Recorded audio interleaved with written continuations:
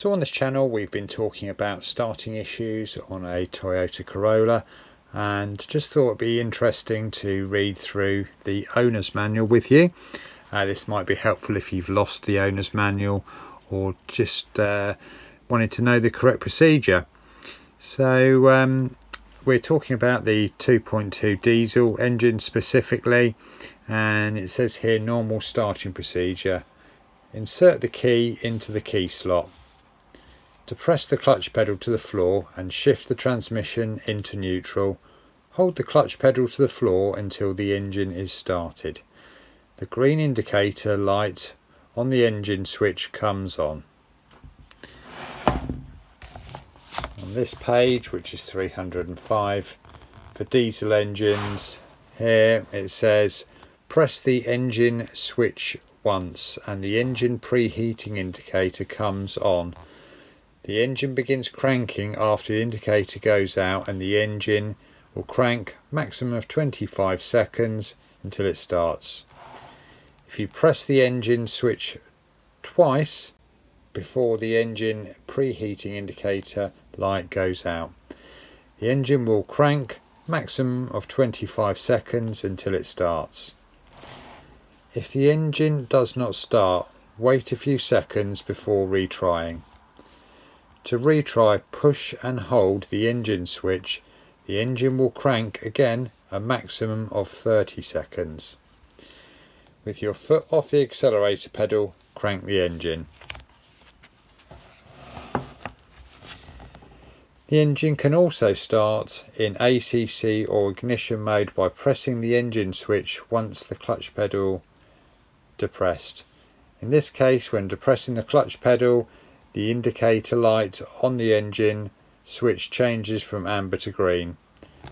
Engine should be warmed up by driving, not in idle. For warming up, drive with smoothly turning engine until the engine coolant temperature is within normal range.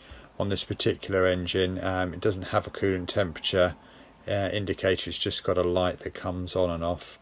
Interesting, we've talked about idle reset, and it's sort of saying here to not idle the engine once you've started the car up, you have to drive it. So interesting, it gives you that perspective. Then it goes on to say if the engine stalls, and diesel engine, it says simply restart it using the correct procedure given above depending on the engine temperature. If we go over here, it says if the engine will not start, and we've been looking at non-start issues on this particular drivetrain, and this is what I found interesting.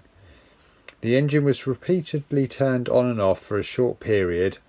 When this happens, wait 10 seconds, then start the engine.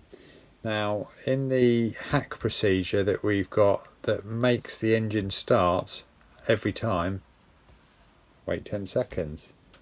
Interesting. The green indicator light on the engine switch flashes. When this happens, the steering wheel is locked. The green indicator light flashes with the engine running. When this happens, do not start the engine and stop the engine because the steering wheel is locked.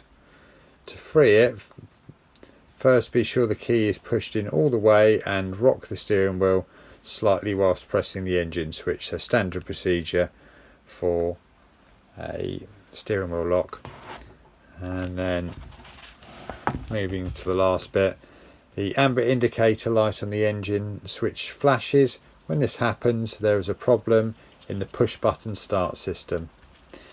The engine may not turn on or off, and the mode may not change. If you turn the engine off, it may not turn on, and then it says contact Toyota. So I hope this has been useful. If you could like and subscribe. You can also have a look at some of the other issues in the playlists to see if there's anything that you might find useful.